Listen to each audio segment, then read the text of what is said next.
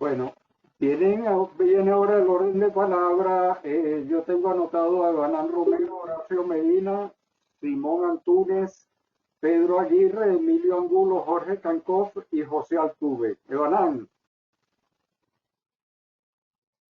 ¿aló?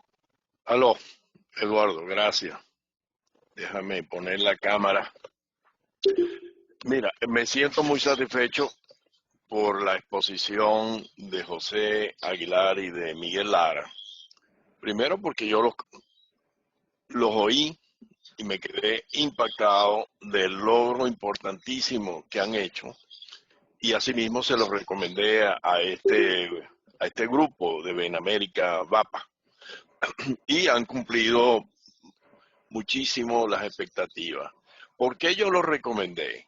Porque todavía no salgo del asombro y de la felicidad que un grupo de venezolanos con distintas concepciones políticas se pusieron de acuerdo en un área prioritaria como es la restauración o la recuperación del sistema eléctrico. Y eso, por supuesto, nosotros los petroleros, que hemos estado enfrascados en visiones que siguen estando aparte y pareciera pues que, como van las cosas, nos va a llegar ese día D que llamaba muchas veces José, y estamos con visiones diferentes. Entonces, yo quisiera que si ellos pueden comentarlo, yo no creo que fue totalmente fácil, pero indudablemente que aquí sí se ve una acción de Estado. El gobierno de transición de Guaidó fue el que hizo los contactos a nivel de las entidades de financiamiento en Washington, de la Secretaría de Comercio, del Departamento de Estado, y se integró este grupo que logró sumarse sus criterios técnicos en función de un plan. Entonces, ¿por qué los petroleros no lo podemos hacer? Esa es la pregunta que nos queda pendiente. Yo dejo eso para más adelante, pero no quería perder esta oportunidad porque me ha tocado revisar el tema del gas en función de la generación eléctrica. Obviamente yo no creo que se justifica ni siquiera pensar en que vamos a importar gas.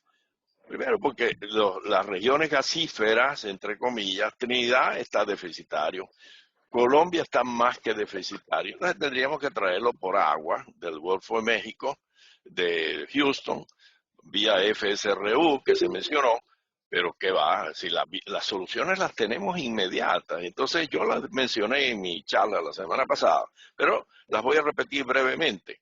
Ahorita, como parte del acuerdo Venezuela-Trinidad para hacer la interconexión del Campo Dragón al Campo Jibisco de la Shell, en Trinidad se están ya iniciando un plan financiado por la Shell como parte de su compromiso de la exportación a Trinidad, de recuperar y de remediar las fugas de gas que hay en el eje Anaco, Furrial, de todo el frente de montaña, de toda esa infraestructura que yo les mencionaba, que están filtrando gas hace rato por faltas de mantenimiento, de cuidado, incendios, de todo. Ahí hay 1.8 BCF o millones, miles de millones de pies cúbicos. Prácticamente las necesidades que mencionaba acá el grupo de lo que se requeriría. Y luego nos vamos a Perla. Perla llegó a generar 650 millones de pies cúbicos de un plan de 1.200 y construyeron la infraestructura de tratamiento del gas y está fluyendo ahorita al CRP. Lo que falta es completar la infraestructura de gasoductos para ir al tablazo, atravesar el lago y suplirle a las termozulias y a la laguna y todo eso. Pero están allí, es mucho más inmediato que poder traer un barco de esto y anclarlo no sé dónde. Realmente, bueno, hay muelles, hay de todas esas cosas donde se pueden habilitar. Pero la solución nacional está allí y que obviamente lo que se requiere es sencillamente que el gobierno le cumpla el contrato a Eni y a Repsol, que se los violentó, o sea, que les paguen el valor del gas, lo que se había acordado bajo una fórmula escalatoria, como se está, igualito, si le hacen a Hipergas lo mismo en Guárico, pues Hipergas va a seguir produciendo gas, y si se remedia y se facilita porque terminen las sanciones y Shell pueda pagarle al contratista, pues esa situación se va a resolver. Bueno, me callo en esto y agradecido a Miguel y a José. Bueno. Bueno, Muchas muchas gracias. gracias. ¿Puedo dar algunas cosas de lo que conozco, van a compartir? Déjame decirte que primero, sí es verdad, también en el sector eléctrico había una multiplicidad de planes. Hay una iniciativa que la N, que es el Plan País, tenían su grupo, un plan, el gremio, el Colegio de Ingenieros, la BIEN, creo que también tenían un plan, y había grupos de colegas que también fuera y adentro del país estaban haciendo sus propuestas. Creo que el único que es público, el plan que elaboramos don José y yo, que lo pueden acceder en el año 2018 en la página web www.losinusenlaprensa.com. Y bueno, y nosotros teníamos una participación muy activa en medios de comunicación, de credibilidad por los medios y de charlas que habíamos dado. Y creo que el grupo designado por el presidente Guaidó, ante esta multiplicidad, hizo una labor encomiable de integración. A nosotros, por fortuna, pues en conocimiento del ingeniero José María Lleviana, pues nos llamó y nos planteó, ellos habían tenido reuniones con algunos oferentes y fabricantes, y el enfoque que tenían, y que estos oferentes pues les indicaban cuál era el plan que ellos veían para recuperar esa infraestructura. Y bueno, nuestra opinión es que a lo mejor el enfoque no era el correcto, porque lo normal es que debería ser el gobierno interino el que dijera: este es nuestro enfoque y plan de recuperación, y que el oferente debería ayudar en esa recuperación. Y nos invitaron a unas reuniones donde participamos y le evidenciamos de que se podía ver economías importantes en tiempo y en dinero, con el enfoque diferente y cómo abordar la solución. Y afortunadamente, pues este grupo lo adoptó y nos dio la autoridad técnica para actuar con ellos. Nos acompañaron a muchas reuniones y vieron cómo era el desempeño pues, el equipo de todos estos oferentes, equipos de ingeniería completo, con nosotros 2 o 4 o 5 los que participáramos en la reunión, y cómo se podía formular un mejor plan de recuperación con cada uno de ellos. Por supuesto que después han hecho una labor de alineamiento y de integración. Aquí estaban los responsables del Plan País, con ellos interactuamos, el diputado Juan Andrés Mejía y José Guerra. Y bueno, hay una labor ahorita de integrar todos los grupos, y la reunión iba a ser el pasado mes, el 13-14, no ha ocurrido así, pero bueno, yo creo que en el área eléctrica están convergiendo todos los planes a que hasta ahora este es el plan que tiene los mayores logros en tiempo y en dinero, y es el que apunta para que eso sea factible a la visión que se tiene de cómo debe el sector, porque si no, tú puedes desarrollar un plan, pero si no sabes cómo conseguir los recursos económicos, pues te queda en una práctica académica, ¿no? Entonces, haya habido indudablemente una labor importante que ha ejecutado este equipo de las 3 personas que fueron designadas y que han antepuesto pues, los intereses del país a los intereses que pudieran tener cada grupo, que es válido que cada quien haga su propuesta. Y yo creo que allí ha estado el secreto. A lo mejor el grupo escogido por el presidente Guaidó pues, ha sabido atender la respuesta de concebir un plan que permita que ese insumo importante para la reactivación del país pueda haber andado hasta donde llega. Ok. Tiene la palabra Horacio Medina. Sí, buenas tardes, muchísimas gracias. Bueno, primero que nada me sumo a la felicitación y al reconocimiento que hace Evanán para José y para Miguel. Yo creo que me deja clara muchas cosas. Para no cambiar la costumbre, estoy en desacuerdo en algunas cosas con Evanán, pero para poner en el contexto mejor, también coincido con él en algo, ¿no? Mira, yo quería decir lo siguiente, para ver si me explico, porque esto se ha vuelto para mí como una angustia, ¿no? Yo entiendo y creo que nosotros, por supuesto, en el sector de los hidrocarburos vamos a tener un acuerdo, porque no hay discrepancias de fondo en lo que sería el plan, la concepción y la visión de lo que tenemos de país. Más o menos como la visión y concepción que ustedes están mostrando sobre el plan eléctrico. Mi punto de angustia es que la emergencia es distinto a lo que se está planteando, porque la emergencia plantea atender eso, la emergencia. ¿Qué hago en el minuto número 1, en el día número 1? ¿A quién le doy prioridad? ¿Cómo resuelvo el problema? Después, yo tengo plena coincidencia en muchas de las cosas que presentó el otro día Evanán en el sector hidrocarburos, y por supuesto tengo mucha coincidencia en lo que ustedes presentaron aquí. No tengo ningún problema. Ahora bien, una vez que una pregunta es, ¿cuál sería la prioridad para obtener las victorias tempranas en el sector eléctrico en los primeros 6 meses, en la emergencia, atendiendo la emergencia, con el Ministerio de Energía Eléctrica que existe y con el Corpolec que existe? Lo mismo en el otro lado, con el Ministerio de Petróleo, pero que ni existe, con el Ministerio de Petróleo que existe y con una PDVSA absolutamente derroída y destruida. Esa es la realidad que vamos a encontrar en el día cero, y eso es lo que yo me propongo dar de respuesta. Pero con relación concreto a las cuestiones del gas, en medio de todas estas cosas tan malas, que dicho sea de paso, tenemos que replantearnos muchas cosas, porque hace 3 meses es distinto a la realidad de hoy. Hoy el precio del crudo está en $18 el barril, $18 el WTI.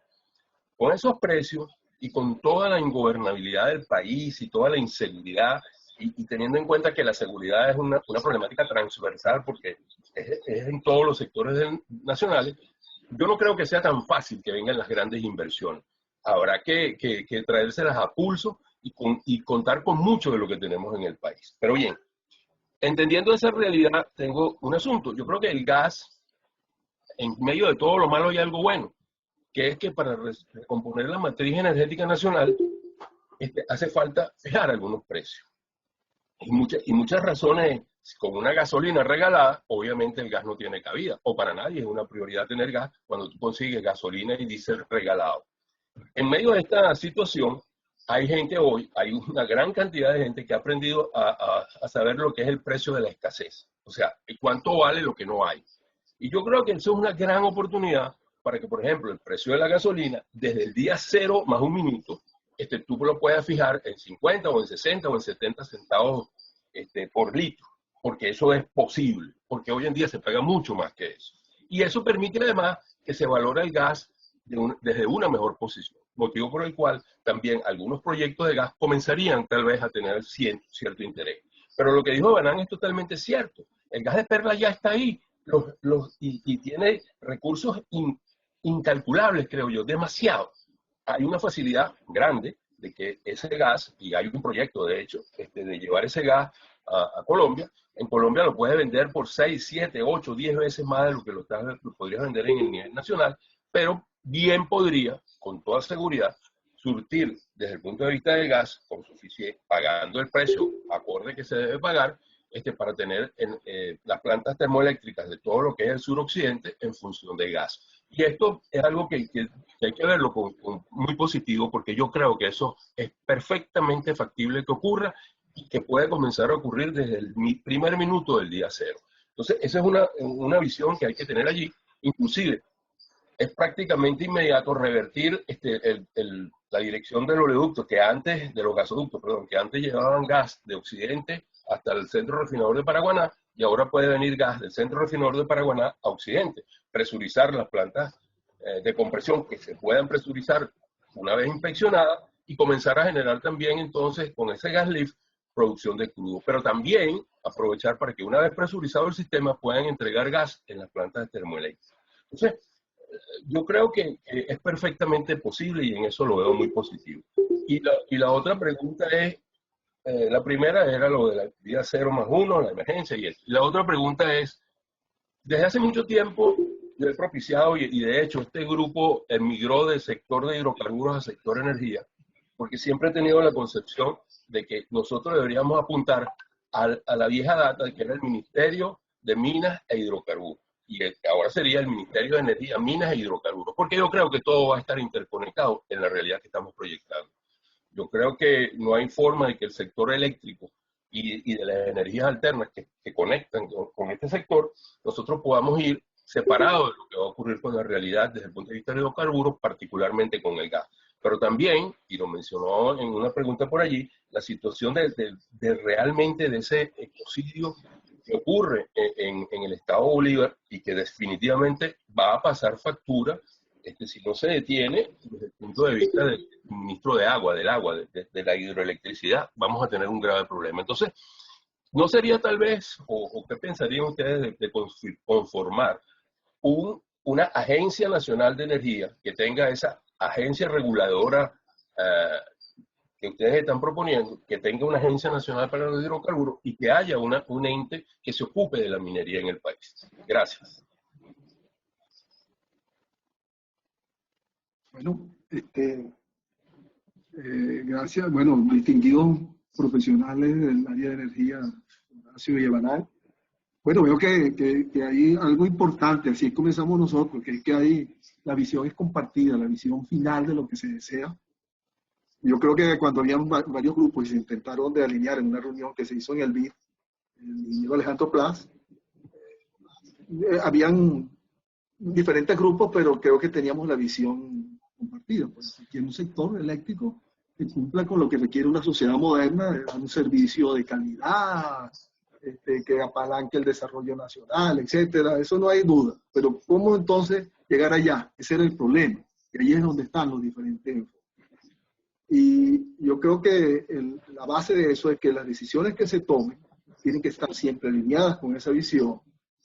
Y no, pues, aquí la situación del país no está para que las decisiones sean reversibles. O sea, hay tiempo para fallo y error, y tampoco hay tiempo para que las decisiones lleven soluciones tardías. Y eso, de ahí partió la emergencia inicial, y eso lo pusimos nosotros en nuestros planes, que había unas acciones previas, que es lo que estamos haciendo, que no se han completado. Hay una emergencia inicial que tiene que buscar soluciones y victorias tempranas, como ustedes indicaron. Hay una fase de transición y después vendrá una fase de consolidación que esté alineada con esa visión, ¿no? Precisamente eso de la Agencia Nacional de Energía, una de las personas con que más interactuamos, que es del sector petrolero, que es nuestro profesor en el sector petrolero, Son Hernández, que era parte del grupo, siempre hizo una encuesta, porque nosotros también tenemos la duda, ¿qué es mejor, una agencia reguladora eléctrica o una agencia nacional de energía, o un ministerio de energía, o un ministerio de electricidad separado del ministerio petrolero, reduciendo ministerios y ambiente la burocracia, pero pareciera que un país debería tener una agencia nacional de energía con diversas funciones bien focalizadas, igualito un ministerio de energía donde tenga todas las energías involucradas. Eso es parte de la discusión y que, bueno, durante la emergencia inicial pudiera haber alineamientos y los decisores, creo que nosotros, nuestra función como técnicos, es darle el soporte y la orientación para que tomen las mejores decisiones. Eso es lo que pudiera decirle al amigo Horacio. Creo que estamos alineados todos y ojalá ustedes logren unos resultados importantes porque esa es fundamental, pues la industria, como nos decía Nelson, la seguridad energética del país está resquebrajada, fracturada, y un país que no tenga energía, pues un estado fallido, no tiene viabilidad. Pues. Eso lo estamos viviendo los que estamos en Venezuela ahorita. Okay. Yo diría que las energías, llamémoslas en gigavatios hora o en las unidades de ingeniería apropiadas que quisiéramos utilizar, es una sola. Y existe una cantera de posibilidades energéticas para Venezuela, y es menester de todos los venezolanos que estaríamos en esas responsabilidades de hacer el mejor uso de ese recurso energético, de la multiplicidad, del abanico que tenemos. Esa sería, o sea, conceptualmente, ese debe ser la meta final y no debiera haber ningún impedimento para hacerlo, porque la misma ingeniería así nos dice que eso es posible. Ahora es tener la voluntad para poder hacerlo. Bueno, siguen el... Hay algo también, había una pequeña aclaratoria, no sé, de don Horacio Medina, que quería hablar de esto, ¿no? Tiene que haber un esquema, ¿ok?, de transición. una estructura de transición, digamos, de institucionalidad transitoria para que puedan darse y generarse esa confianza financiera, esa seguridad financiera en el momento que el día D esté. Y eso hay que estarlo preparando ahora, se está trabajando ahora, porque si no, el día D, si nos llega mañana, estamos en problemas. Tendremos que salir a correr con lo mejor que tengamos. Pero si tenemos tiempo de hacerlo, eso va a crear la suficiente confianza para que se haga propicio las ejecuciones que se tienen que realizar. Mire, un aporte que me permito dar, don José, es que en el sector eléctrico las leyes sí son importantes, le dan el marco, le dan la seguridad, pero más importante son que las decisiones sean las correctas. O sea, las decisiones correctas llevan a resultados correctos. Las decisiones que no son correctas llevan a cualquier lado. Y el sector eléctrico se desarrolló sin tener ley, solo que tenía las personas indicadas, se les dio, y el Estado tomó las decisiones de Estado, las políticas que tenían que implementarse para lograr eso, ¿no?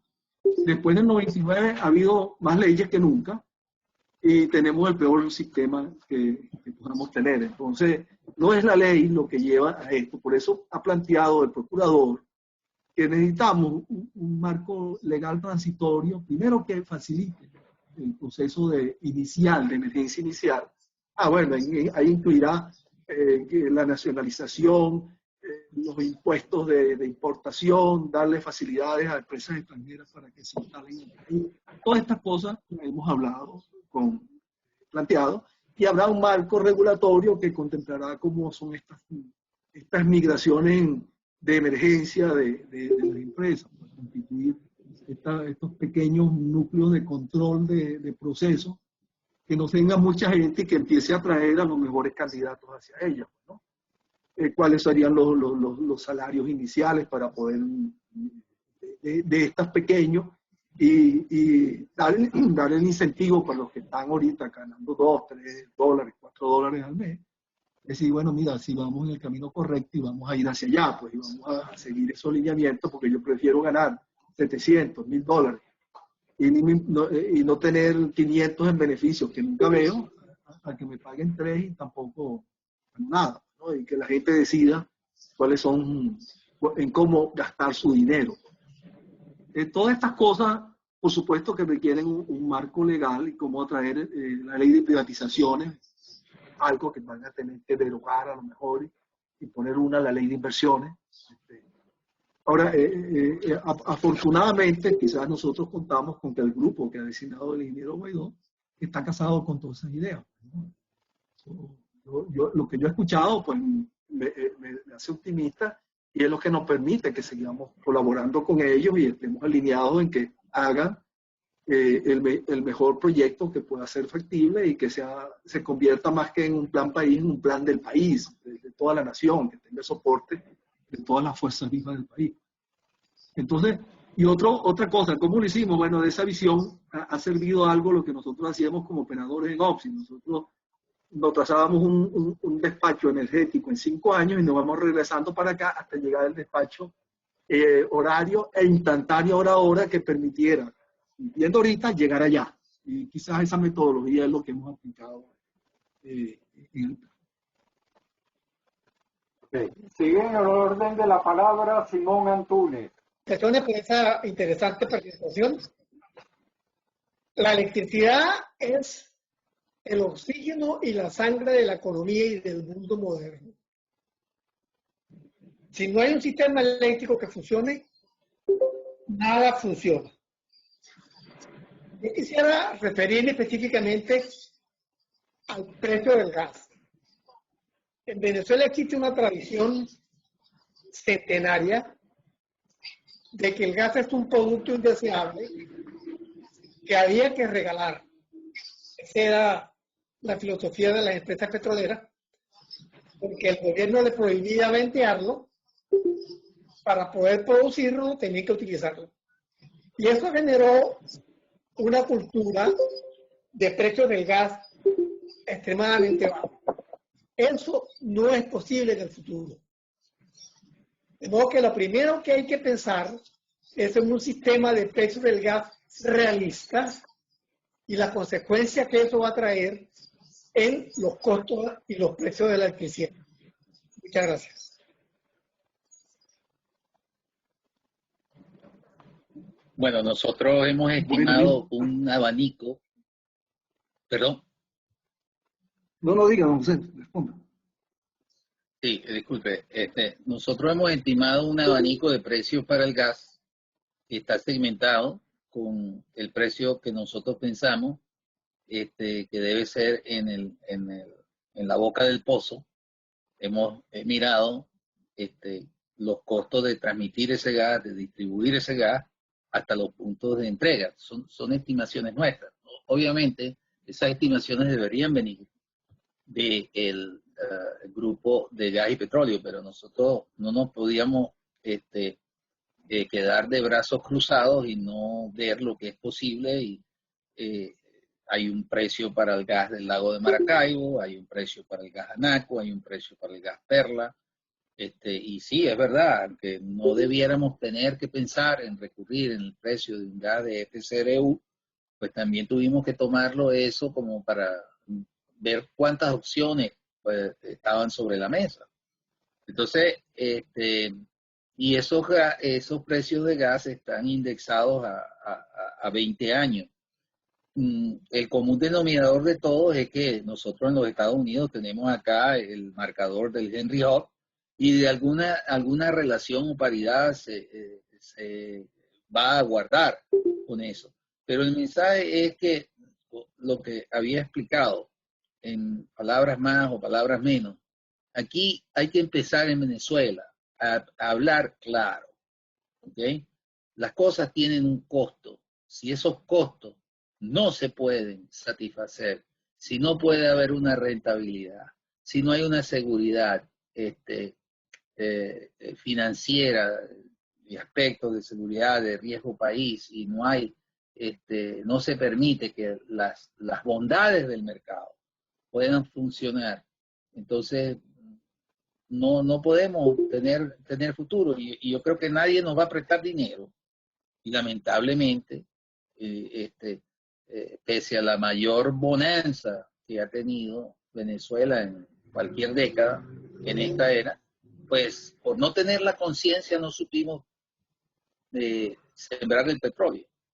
Entonces, esas son cosas que tenemos que revertir y no tenemos tiempo que perder, porque el tiempo que nos queda de propulsión, como habíamos estado acostumbrados a ver las cosas en la historia ya transcurrida del país, el tiempo que nos queda para hacia adelante no es con los mismos paradigmas.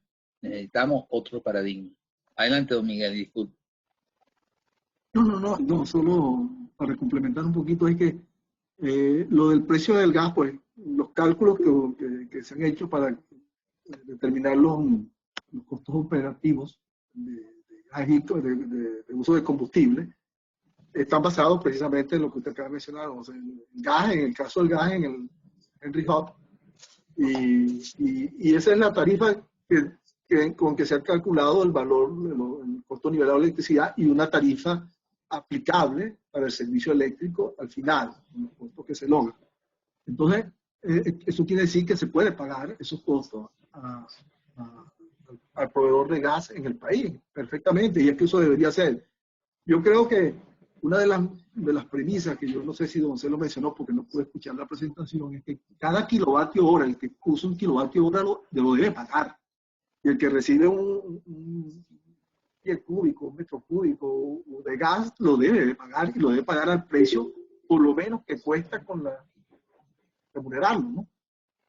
Para que se haga efectivo llevarlo a su sitio. Nosotros tenemos un problema en el sector eléctrico que es que las pérdidas han sido crecientes y hoy son más del 40% de lo que se genera, no se factura.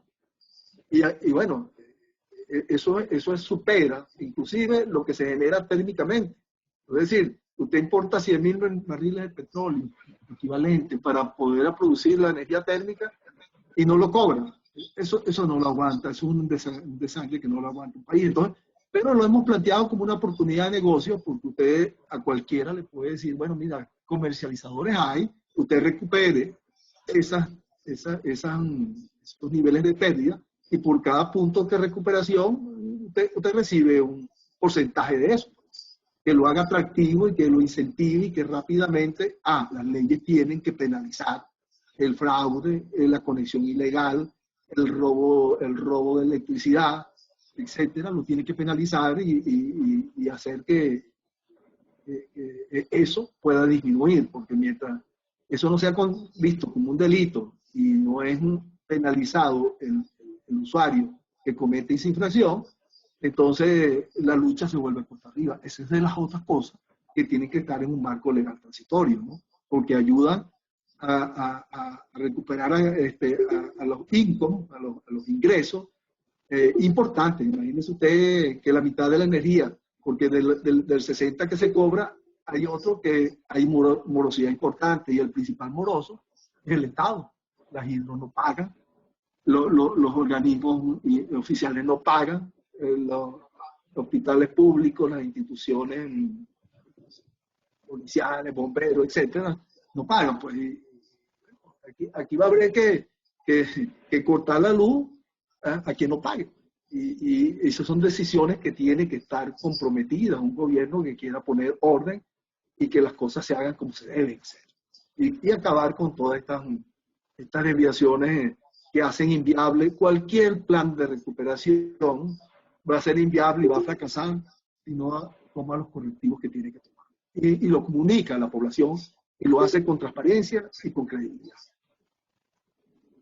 Un aspecto importante que no debemos perder la perspectiva es la hemorragia y desangramiento de combustibles que tenemos en Venezuela. Yo solamente me voy a referir al caso de la industria eléctrica.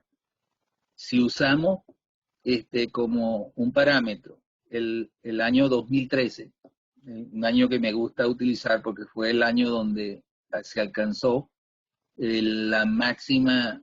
el máximo suministro y la máxima demanda histórica de nuestro sector eléctrico venezolano, la tarifa, es decir, la cuenta por combustibles que se utilizaron de las plantas termoeléctricas a precios del mercado internacional que estaban allí, fue de casi 8 millardos de dólares, es decir, 8 billion US dólares. Eso no lo aguanta nadie. Como dicen en un programa cuando estaban en Venezuela, no sé si era José o alguno de estos cómicos que trabajaba en la televisión venezolana. Y eso fue porque teníamos un precio y un abuso insostenible de 128.000 barriles diarios aproximadamente en promedio de combustible diésel. Diésel en el año 2013 nosotros gastamos más de 5 millardos de dólares. O sea, suma realmente inconcebible. Por eso que tenemos que tener un énfasis de los ciclos combinados. De la clase F tendríamos cerca de 1 gigavatio que pudiéramos suministrarle al país, reactivando las termosulias, completando las termosulias pendientes, completando la India Urquía y la Luis Zambrano. O sea, allí hay un ahorro importante y luego pues los ciclos combinados de clase avanzada utilizando las turbinas de vapor, turbovapor existentes. Y todo eso va a tener un ahorro de combustible, es una fuente importante de generación de recursos para lo que hoy conocemos como PDVSA. Y entonces eso es muy importante. Okay. Tiene la palabra Pedro Aguirre. Mi reflexión en todo esto, ante todo, ¿verdad? Felicitaciones al equipo expositor y por ese plan que está muy bien estructurado. Y como bien lo dijo uno de ellos, de los expositores, en esta etapa de emergencia hace falta los líderes. Y yo recuerdo muy bien, yo soy ex Edelca, la mejor época de Guayana fue en la época del ingeniero Sucre Figarela, Y yo veo este plan con mucho optimismo porque pienso que teniendo gente capacitada, experta y preparada, creo que es la base fundamental para lograr la recuperación del país. Eso es todo y muchas gracias. Okay. Gracias por lo que me corresponde. La única respuesta que le tengo a don Pedro es que una de las premisas que hemos siempre, desde que nos metimos en esto, es que no basta un cambio político, es necesario, no es la condición de suficiencia para que cualquier plan que se emprenda en el país sea exitoso, sino que ese cambio político sea positivo, es decir, que se coloque al frente de todas estos planes de recuperación a los mejores venezolanos, a los que están capacitados, que tengan la experticia, que tengan el conocimiento, que tengan la capacidad gerencial y sobre todo que tengan la ética. Porque a veces una persona con conocimiento sin ética es más peligroso que uno que no tenga, sin duda, es más peligroso que uno que tenga ética y no conocimiento. Los conocimientos se pueden adquirir y se pueden sembrar. Y eso ha sido una de las premisas fundamentales, es lo único que le puedo decir. Y nosotros estamos casados con eso y bueno, hasta donde podamos influenciar, esperemos que cuando haya el cambio político no prevalezcan las cuotas políticas en los equipos para llevar a cabo la recuperación del sector. Ese ha sido uno de los grandes problemas que ha confrontado el país y que nos ha evitado ser el país que pudiéramos ser. Bueno, sigue en el orden de la palabra Emilio Angulo. Ok, buenas tardes a todos. Bueno, mis felicitaciones a José y Miguel por las exposiciones. Mi pregunta es muy puntual, muy concreta. ¿Tienen contemplado contratar directamente los fabricantes para reparación y suministro de los equipos de generación de potencia y distribución? Yo voy a mencionar dos casos, uno de potencia y otro de distribución. En la planta Josefa Camejo, de aquí en Punto Fijo, esa planta tiene 3 unidades de generación de potencia. Y desde que se inauguró, nunca han estado en funcionamiento los 3 equipos de generación de potencia. Actualmente funciona 1 y 1 y medio. Han pasado muchas manos por esa planta, muchas contratistas y bueno, no han dado pie con bola, como se dice. El otro caso es un transformador de Guri, es un transformador de alta potencia que el presidente que Maduro, por cadena nacional, dijo que ese transformador se había fundido porque alguien le disparó con un fusil de alto alcance. Ese transformador es marca General Electric. La empresa General Electric se defendió y dijo que todos los protocolos de seguridad se habían violentado, tenía como 5 sistemas de seguridad y por eso fue que se fundió. El presidente Maduro solicitó a la General Electric para que suministrara el nuevo transformador y la General Electric le dijo que no. Ese es un transformador de alta potencia que suministra energía a los estados, creo que Maracay, Zulia y Lara. Y el tiempo porque no hay un transformador de repuesto, el tiempo de construir ese transformador es aproximadamente de 8 a 9 meses. La General Electric se opuso a construirle el transformador a este gobierno y este gobierno ahora solicitó la construcción al gobierno de China. Lo que quiero decir, como dijo Miguel, no tenemos tiempo para ensayo y error. Y yo me imagino que ustedes, y por cuestiones muy puntuales, habrán equipos que hay que contratar directamente a los fabricantes para repararlo o para suministrarlo. Eso es todo. Bueno, Bueno, yo lo que puedo decir es que en el universo de equipos evaluados hemos encontrado que le hemos dado a todos los proveedores que nos hemos ido la misma información sin discriminación a ninguno. Ha sido un trato igualitario y honesto. Vamos a decir, aquí tiene todo la misma información en que pueden ayudar. Hemos encontrado que sí, hay multiplicidad de proveedores. Por supuesto, ahí cuando a ti se te da una fase de un transformador General Electric, prácticamente pues estás condenado para separar la fase. Otra General Electric, en Curia habían 3 marcas diferentes y cada marca tenía su fase de reserva, ¿no? General Electric, etcétera, ¿no? Esos equipos hay, inclusive hay empresas, como te digo, que pueden tener el equipo retenido y lo pueden despachar, ciertos equipos, no todos.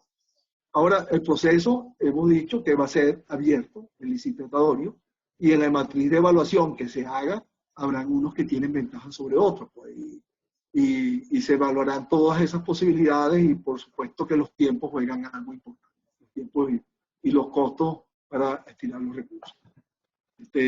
Don José, usted dirá, pero eso sí, aquí solamente hay empresas que estén calificadas grandes, aquí no hay empresas de maletín, aquí no están, tú que trabajas en Edelca, no te sorprenda, Aguirre, que aparezca que están comprando equipos para reactivar Tocoma, que no hay por dónde sacarla y que están haciendo negociados. Extraño.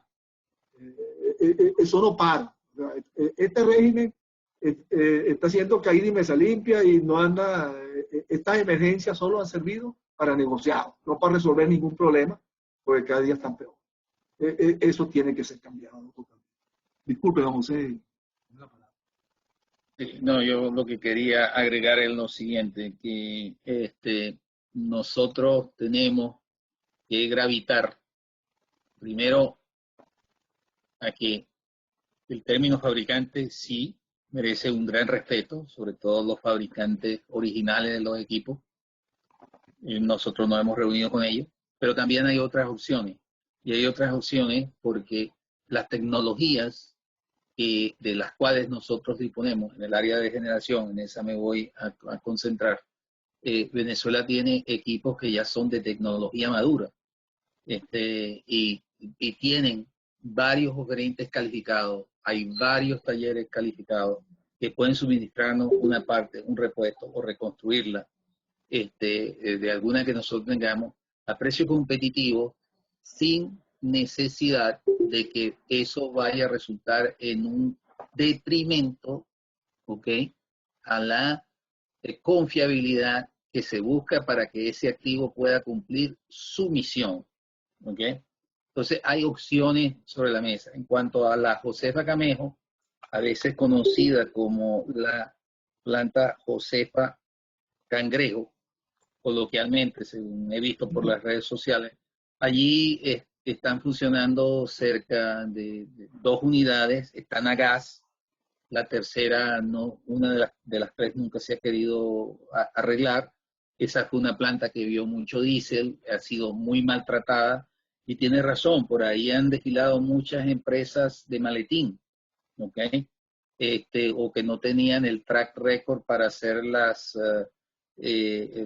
reparaciones. Todo ese desorden que ha habido tiene que buscársele solución, porque eso no, ese relajo, esa guarandina, digamos, no puede seguir manejando de esa manera. Entonces, eso por un lado. En cuanto a el equipo creo que usted se refirió a don Emilio, al AT2, es un transformador 765, 400 kilovoltios en Guri. Eso no fue ningún francotirador, a menos que el francotirador sea el abuso del equipo, la falta de mantenimiento del equipo, la violación de todas las mejores prácticas para la sana conducción de un sector eléctrico. Ese fue la falla que gatilló el gran apagón del 25 de marzo, que fue uno de los segundos apagones nacionales de mayor envergadura que ha tenido Venezuela. Y eso no fue ningún francotirador, como tampoco fue que hubo una bomba electromagnética, un arma de no sé qué del imperio. Yo por lo menos en mis investigaciones que he hecho, la causa de los dos apagones, del 7 de marzo y del 25 de marzo del año pasado, ya están, tras una investigación de más de un año, con mucha persistencia, ya están perfectamente identificados y en los próximos días, cuando tenga un tiempo, se lo estaremos dando a conocer a la nación, y yo le garantizo que no fue lo que dijo la señora Delcy Rodríguez o su hermanito o el señor Maduro, etcétera, nada que ver con eso. No. Que nos cuenten una de vaquero. Sigue en el orden de la palabra Jorge Cancó. Sí, muy buenas tardes. Me parece excelente la presentación de este sector, el cual pues estuve muy interesado porque sin energía, como todos han dicho, pues no podemos levantar el país.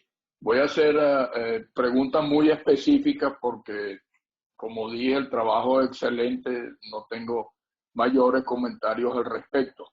Solo con respecto a la importación de LNG, esto no es posible en Venezuela porque aquí no hay planta de desgasificación. De manera que tomen en cuenta eso, y estoy seguro que lo han pensado, pero alguien mencionó de que habría la posibilidad, no sé si fue de la importación del gas, que quizás tampoco va al caso porque hay suficiente gas en Venezuela.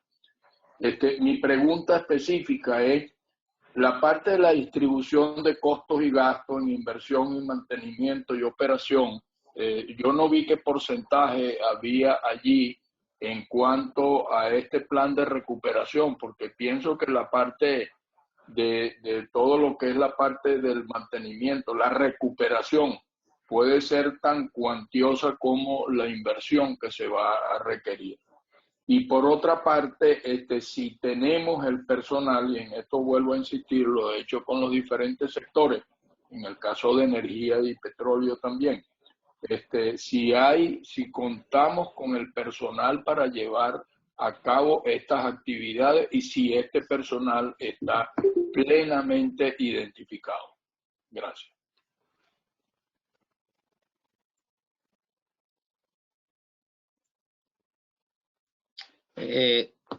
Bueno, mire, existe, primero que nada...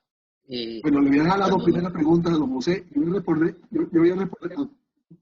Ajá, dígame. Adelante, don Miguel, perdone que no le escuché bien.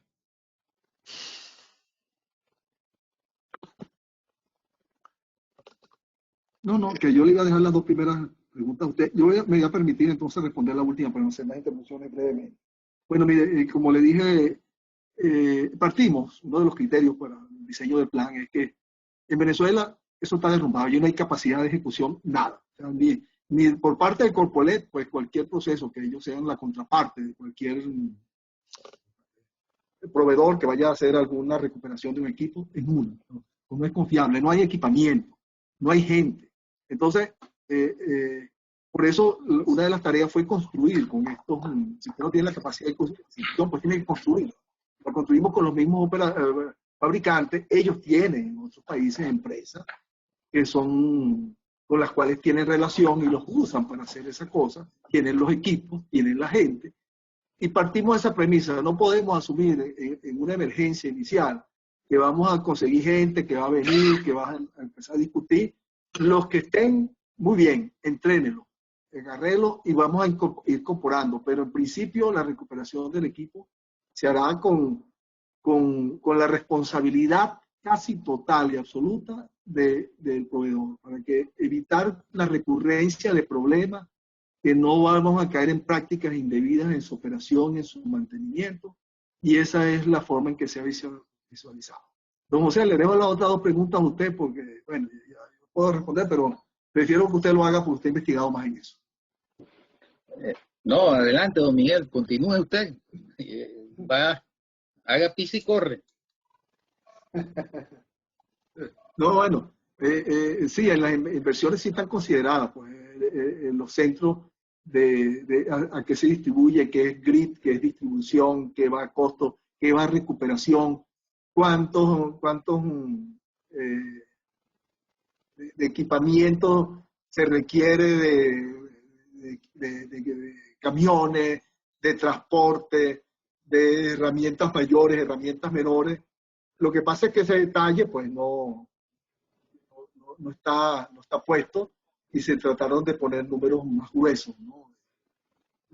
Pero sí están contemplados, porque nada hacemos nosotros con recuperar el equipo y dárselo a alguien que no tiene cómo movilizarse, cómo mantenerlo, cómo atenderlo, que no tiene los inventarios, que no puede hacer el mantenimiento, que no tiene las comunicaciones. Ahí está la ingeniería hasta de qué pasa en una estación, las obras civiles que no funcionan, el sistema de maleza, de contraincendio, todas esas cosas están contempladas de comunicaciones, los centros de control. Eso es el cerebro, o sea, usted le puede dar un equipo, un operador, pero si no tiene cómo hacerlo, el equipo estará muy bien recuperado, pero tiene que tener eso como contraparte. Eso está contemplado, Jorge. Y bueno, lo del NG, don José, bueno, cuando uno, lo del esquema del barco FSRU, ellos barcos disponen de esos regasificadores. Realmente, como dijo don Miguel, nosotros podemos importar combustible, solamente no quiero decir que lo vamos a importar, pero debiéramos tener la posibilidad de importarlo a futuro. Obviamente queremos respaldar todo lo que sea nacional, que vaya a sustituir una importación, por supuesto. Eso es lo más sensible que hay que hacer. Pero también partimos del análisis de qué hacen los países que no tienen los recursos energéticos que tiene Venezuela. Pues importan su combustible. Pero en el caso nuestro tenemos esa gran ventaja de que los tenemos allí. Pero siempre es importante que todos tengamos esto presente, que los combustibles están en el subsuelo, las máquinas están instaladas, pero existe un pequeño detalle. El pequeño detalle es que se necesitan 3 cosas, por lo menos. Se necesita un tiempo para poder accionar. El tiempo está en premura porque yo diría que en una emergencia, estamos en una calamidad. Segundo, se necesita tesoro, ¿ok? Y se necesita talento. El talento del recurso humano es muy importante. Y yo siempre me he referido en una expresión que sonó algo coloquial y a lo mejor puede ofender a algunos. Sin embargo, por la verdad no temo ni ofendo.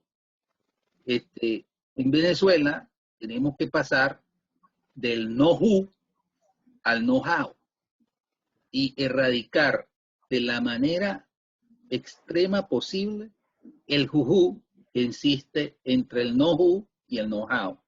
Es la hora de los hacedores, es la hora de salir hacia adelante con aquellos que por su carrera, ocupación y oficio pueden producirle al país los resultados que tienen.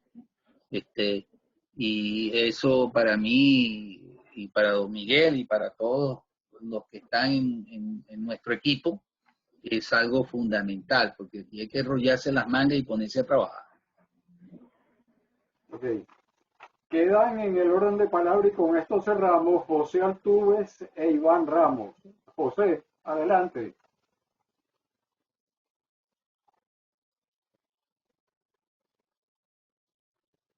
José Altuve. Buenas tardes. Buenas tardes. Buenas tardes. Adelante. Buenas tardes. Y buenas tardes. Perfecto. Muy buena la presentación. Yo he estado haciendo algunas recopilaciones a pesar de que me conecté tarde por causa de que no había energía eléctrica. Hay algunas cuestiones que nosotros debemos pensar en el momento que se van a hacer todas las recuperaciones que tenemos planteadas. todo debe ser cobrado.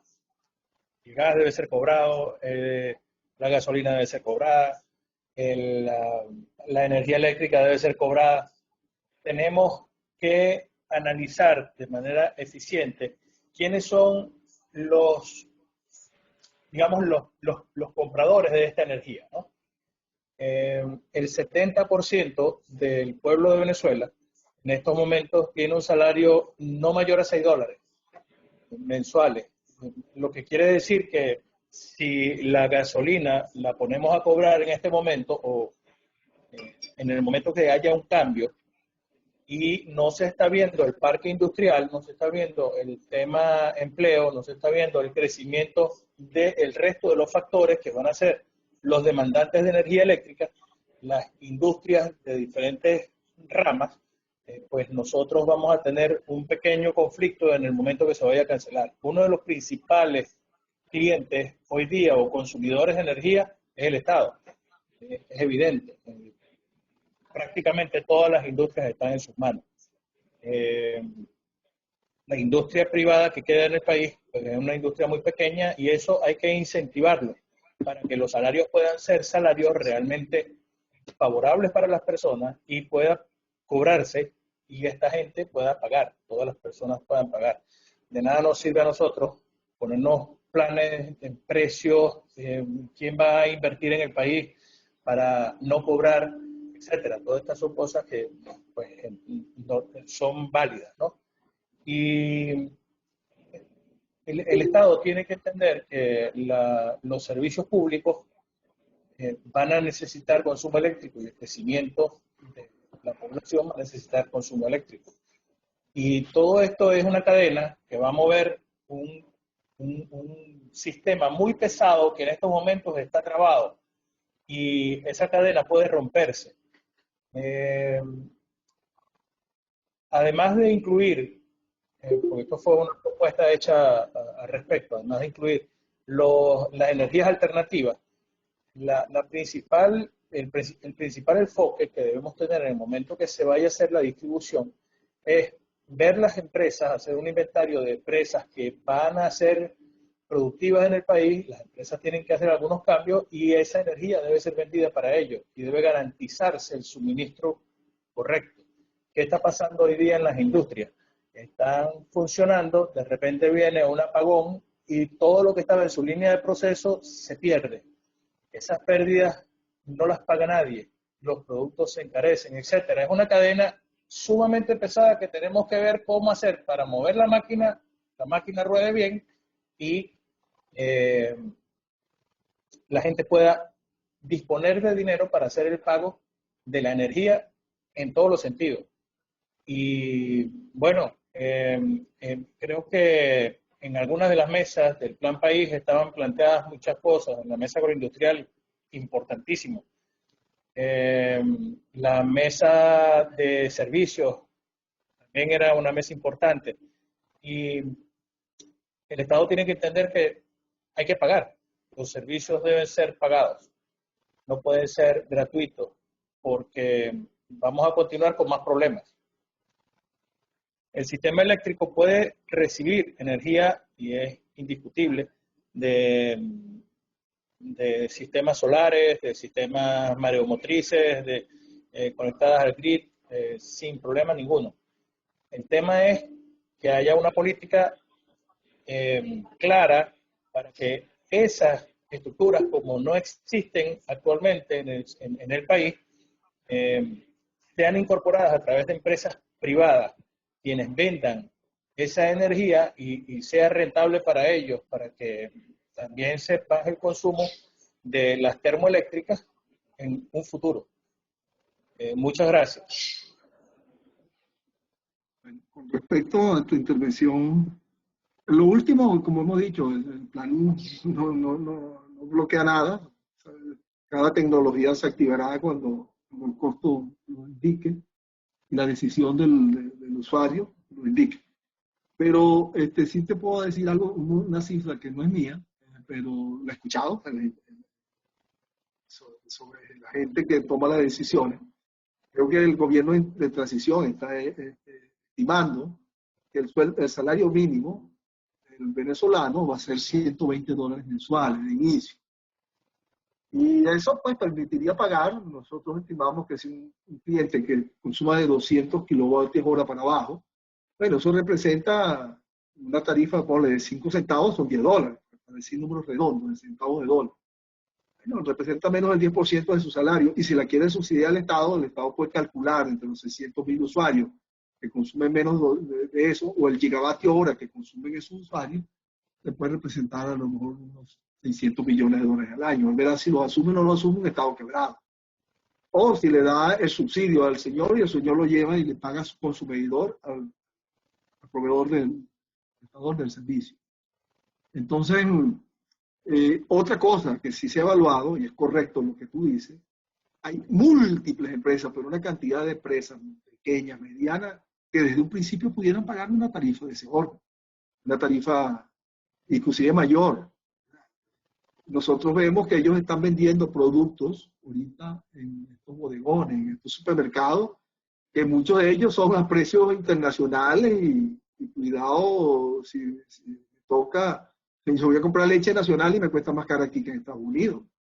Y déjame decirte que los costos de transporte, los costos que pagan esas empresas por los servicios y los costos de personal son muy bajos. Entonces hay algo en la cadena que está haciendo que eso sea mayor. La extorsión, la corrupción, serán muchas cosas, pero en un gobierno con orden, nosotros, y en eso están convencidos, muchos, o sea, asignados en el grupo del BES, que las empresas, múltiples empresas, quieren pagar en el mismo día de una tarifa que remunere el servicio y que dé rentabilidad. No todos los venezolanos están convencidos también de eso. Ya eso se irá subsanando. Pero la idea es que eso sea, temporal y perentorio, o sea, fenezca, ¿no? Todo lo que es subsidio y que no puede pagar y pérdidas y todo este tipo. Bueno, yo quería añadir lo siguiente.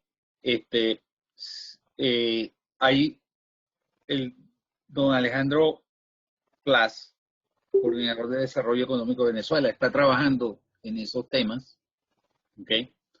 Y yo tengo fe de que eso está siendo abordado.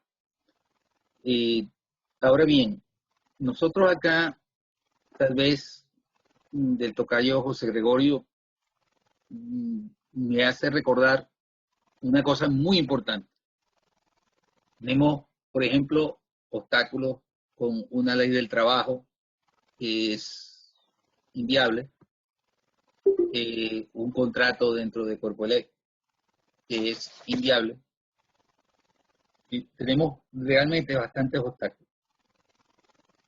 Y aquí, como somos ingenieros, la mayoría de los que están aquí presentes,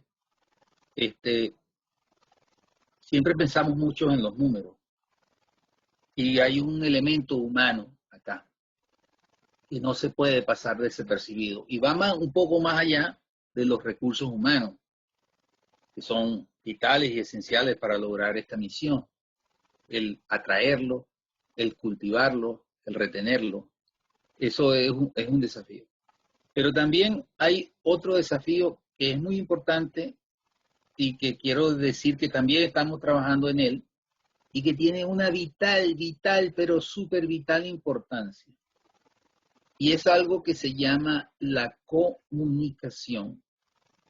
La comunicación, ese arte del mensaje, ese arte de poder darle a las grandes multitudes nacionales con un sinnúmero de legítimos reclamos de que las cosas van a cambiar para mejor. ¿Okay? Entonces, yo veo que allí hay que hacer una tarea muy importante para hacer esa evangelización de que las cosas están cambiando para mejor.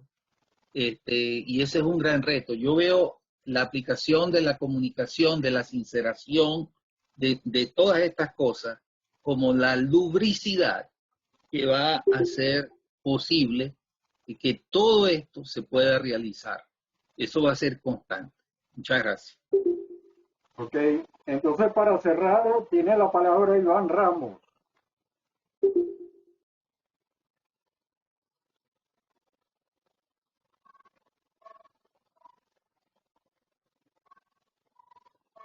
¿Me copias, Eduardo? Sí, ya se te oye.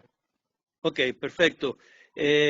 Bueno, yo no soy ingeniero, soy economista y voy orientado, la pregunta mía va orientado hacia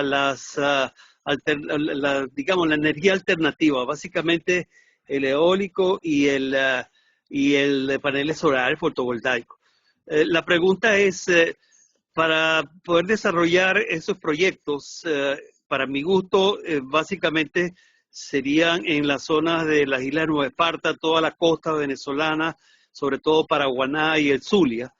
Se necesita un marco de referencia en cuanto a los precios. Le voy a poner un ejemplo. Nosotros, con un grupo de ingenieros, inclusive venezolanos, que trabajan para la electricidad de Caracas y para Edelca, en Panamá se están desarrollando proyectos alternativos con las plantas solares, los paneles solares. ¿Por qué? Porque hay mucha termoeléctrica que no es energía limpia. Entonces, nosotros quizás una de las cosas que habría que desarrollar serían los precios de referencia para poder hacer los cálculos económicos del retorno de la inversión. Me explico, en el caso de Panamá hemos estimado más o menos un costo de $1 millón por el megawatt de generación. Entonces, digamos, y se necesita 1 hectárea aproximadamente para producir 1 mega. Entonces, tomando como referencia esos patrones, existe la duda de los precios de referencia para los fines de lograr lo que se llama un purchase agreement. Para hacer una inversión en paneles solares se necesitan los valores de costo de oportunidad o el valor de a que se podría vender el megawatt hora para los fines de poder desarrollar. Y yo considero que tanto el eólico como la energía solar de fotovoltaica puede ser un elemento importantísimo, por ejemplo, para como respaldo en las zonas industriales, en algunas ciudades claves, que una caída del sistema pues es clásicamente una catástrofe. Y quería un poquito la opinión a ver cómo complementamos la parte técnica con la parte económica para el desarrollo futuro de estos proyectos, en el entendido de que esto está simplemente, hay que tenerlos en la gaveta y tenerlos listos cuando exista otro equipo de gobierno y que exista seguridad de la inversión y una serie de condiciones que todos las conocemos. Pero el factor para estudiar, hacer los estudios económicos, los precios de referencia en los cuales y quién daría ese purchase agreement de largo plazo para que puedan existir tanto los parques eólicos como los parques de paneles solares a los efectos de un futuro. ¿Entendida la pregunta? Entendido. Sí. Adelante. Y falta solamente felicitarlos a todos, tanto a VAPA como Benamérica, a la cual pertenezco, por este tipo de realmente excelentes seminarios que estamos teniendo. Adelante, gracias. Permítame comenzar para arrancar con esto, don Miguel. Mire, hay cabida para las energías renovables en Venezuela. Usted ha mencionado 2, la solar y la eólica. Pero yo quiero aterrizar un poquito. El propósito primordial del BESRP, del Venezuelan Electric System Recovery Plan, es rescatar y poner a funcionar lo que tenemos, salir del carnaval de bajones, de el diluvio, de la calamidad de embalses mal manejados, de que se use la energía lo más eficientemente posible y de que se retorne la calidad de servicio, porque hay que garantizarle la gobernabilidad a un gobierno emergente que estará trabajando con 2 outs y 3 bolas y 2 strikes en la parte baja del 9º inning, y el que conduzca esto y el equipo tienen que tomar decisiones de Grandes Ligas. Entonces, lo primero será lo primero. La meta última, una vez que se logre salir de esta calamidad, es que se puedan crear con este plan las condiciones para tener un mercado. Cuando se le vea el queso a la tostada, ¿verdad? De que aquí va a haber rentabilidad, de que aquí hay legalidad, de que aquí hay una institucionalidad, va a haber cabida para todo este tipo de opciones. La otra cosa es que nosotros tenemos que pasar a un nuevo lenguaje, ¿ok? Generalmente hemos estado muy acostumbrados a mirar, bueno, y esa reparación y esa planta, ¿cuánto cuesta en dólares por kilovatio instalado? Bueno, cuesta tanto, ok, la comparamos con esto y con el otro.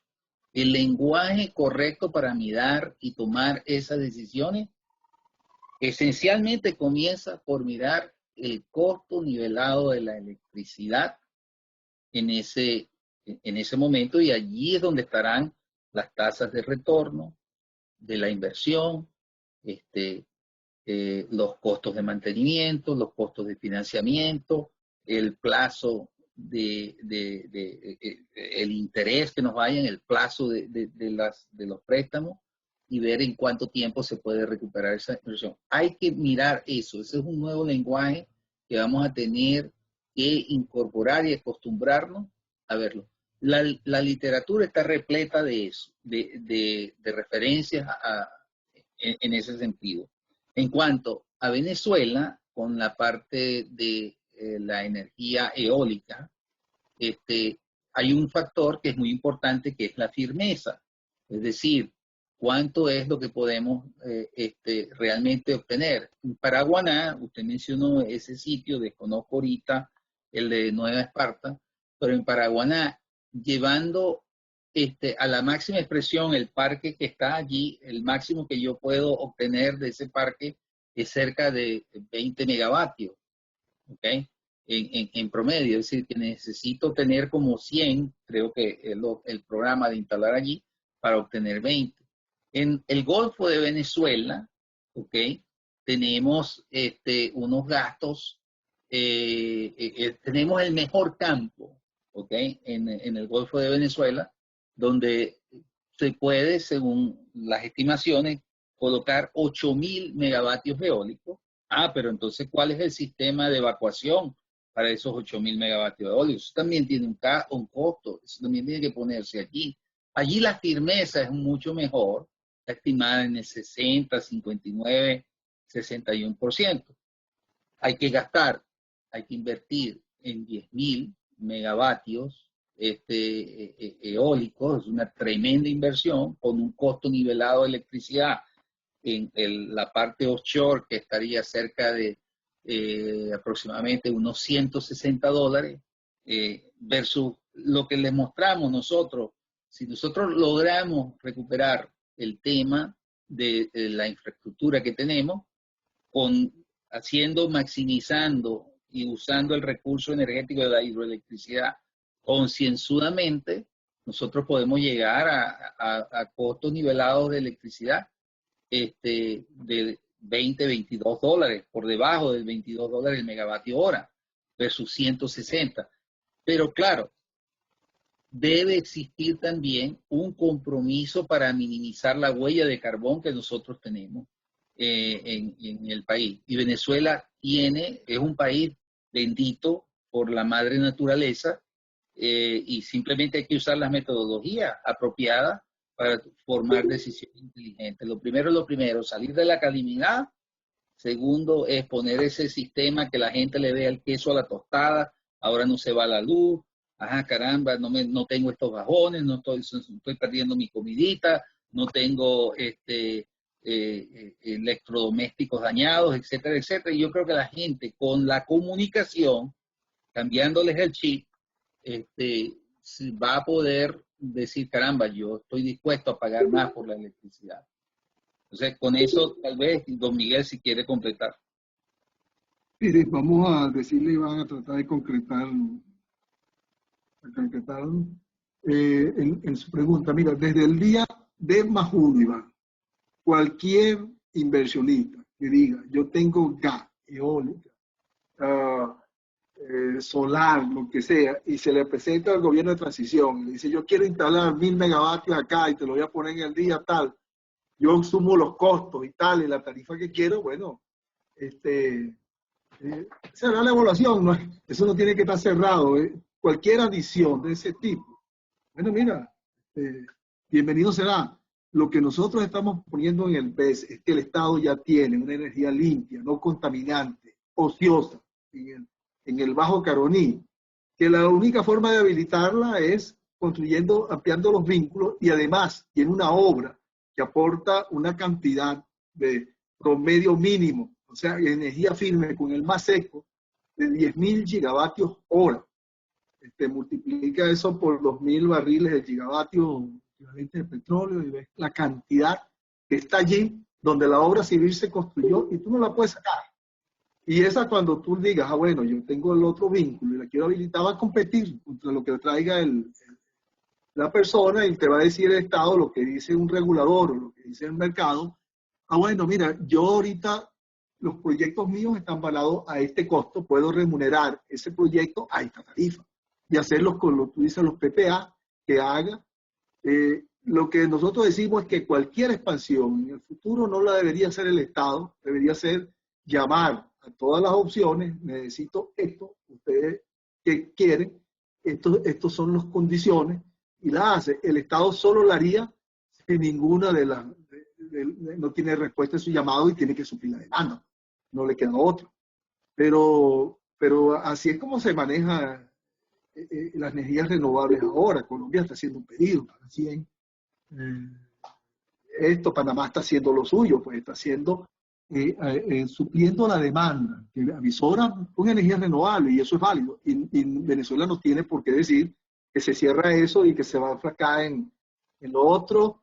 Tiene sus recursos y le debe hacer el mejor uso de los que sus recursos energéticos primarios le convengan a la nación. Eso es. Si es solar, será solar, si es eólica, será eólica, inclusive si es nuclear, pues si tiene los recursos y puede hacer una gran planta, ¿verdad?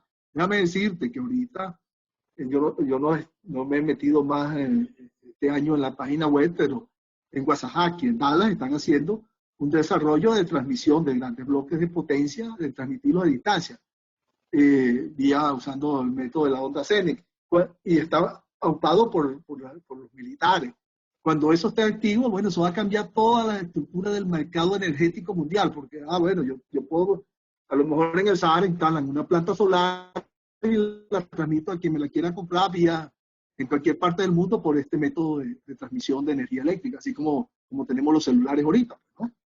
Entonces, bueno, los barcos, pues desaparecerán, pues ya no tengo que llevar combustible pesado. Todo esto lo moverán las tecnologías y cuando las mismas se habiliten técnica y económicamente. Eso es lo que yo me atrevería a contribuir en respuesta a los tuyos, y bienvenido, y ojalá lleven su propuesta de cómo cuesta y qué están dispuestos a hacer estos inversionistas privados para instalar generación de ese tipo en Venezuela. Y yo te aseguro que el gobierno de transición, al menos estas personas con que nosotros estamos trabajando, te darán la bienvenida. Sí, estas son las condiciones y esta es la tarifa que se va a pagar. Gracias. Bueno, gracias a todos. Con esto finalizamos.